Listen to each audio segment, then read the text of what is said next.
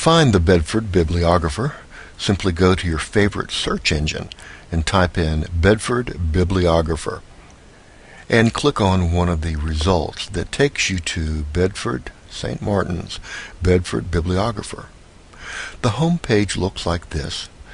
Direct your attention to the login box in the bottom left.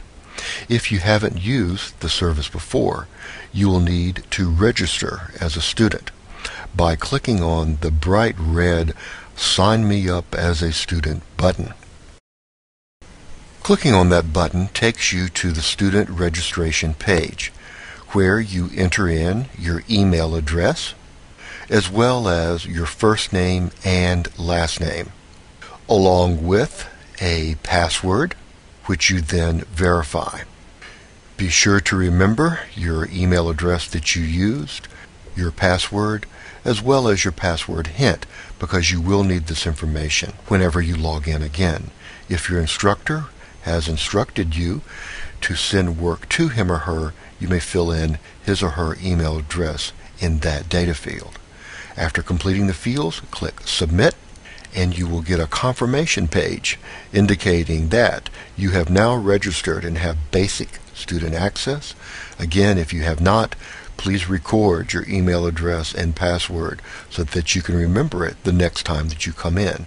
Clicking on Continue takes you to the Bedford Bibliographer homepage, which is entitled My Projects, because this is a tool that you can use not only in this course, but in all of your courses at UMUC. The Bedford Bibliographer provides instruction not only on the Chicago style, but also APA, American Psychological Association, MLA, the Modern Language Association, and CBE, Council of Biology Editors. And make sure that you have bookmarked the page. To begin a new project, as you can see, we have no projects currently. You simply click on the New Project button. Filling in project name, make sure that you do so with as much detail as possible. Famous last words are always, "Oh, I won't forget what that is." But once you use the Bedford Bibliographer and have 5 or 6 papers here, it is nice to have that information. Next, you choose the type of documentation style. And as you know, in this course, you are to choose the Chicago Notes and Bibliography option. And then afterwards, you click on Create Project, and all of your citations will be done in that style. Here you see that we are on the first page of our new project, History Research Paper 2. We don't have any sources yet, so again we must create a new source. To do so, begin on the left-hand side by choosing the type of source that you have found. The first 2 are physical books, book and part of the book. The next 5 are physical journal, magazine articles, book reviews, and editors. Again, these are physical. The next 3 are digital sources, web page, computer software such as a CD or DVD, and then a database article, which is the most common one used by online students, since online libraries most often subscribe to library databases, and thus the materials that you access as an online student most often are from database articles. So now that we have selected our source type, we click on New Source and begin answering the questions asked of us by the Bedford Bibliographer. First, what is the difference between a journal, magazine, and newspaper? You know what a newspaper is. The difference between a magazine and a journal article usually are the magazine is dominated by advertising and written for a general audience. The journal article, while it may take some professional advertising, is written for an academic audience and is usually peer-reviewed. We have selected journal. The next thing we select is what we are citing. Your choices are article, interview, book review, or letter to the editor.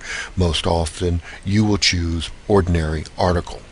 Finally, will we be citing the complete article or an abstract? And you will usually be citing complete article.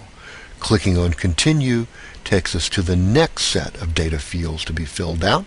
First, we fill in our title, being sure to follow the instructions in red from the Bedford Bibliographer, telling us to capitalize all major words, as well as the first and last words of the title and subtitle. A title is usually divided between its subtitle with a colon. And so we type in all of our words following those instructions exactly. Next, we fill in the first and last name of our author. If there's more than one author to the source you have access, simply click on the More Authors button to add up to 12 more authors. If the article you have accessed has more than 12 authors, you must add them manually by typing them in. Next, we fill in the journal title, again being sure to capitalize all major words, as well as the first and last words of the title. Volume number, issue numbers, the publication date, which is the year, as well as any month or season. And as you can see, the Bedford Bibliographer gives you not only single months, it also gives you bi-monthly options, and then also gives you seasonal options as well. After selecting our month, we then put in inclusive page numbers, the page the article began on, followed by a hyphen, followed by the last page of the article. Under database information, we fill in our access date, the year, the month, and this is the month that we actually found the article and read it, and the day, and then the URL. This must be the complete URL as you found it in whatever library that you found it. This will be a long URL and a complicated URL, but at the front of it you will see that it gives the name of the database, EBSCOhost, as well as the library, UMUC, and then the other session information and specific information for that article in that particular database. Click on Save to save all of the information we just entered into our Bedford Bibliographer page, and once you're satisfied, click on Close, and that will return you to your source page. And as you can see, we now have our first source entered into the source section for our history research paper number 2 for UMUC. To view it, we click on View Bibliography and then Create Bibliography. And here we see our bibliographic citation provided to us by the Bedford Bibliographer. We can choose to download that page, and it will open up in a Microsoft Word document so that we can save it or copy and paste it for use in our paper.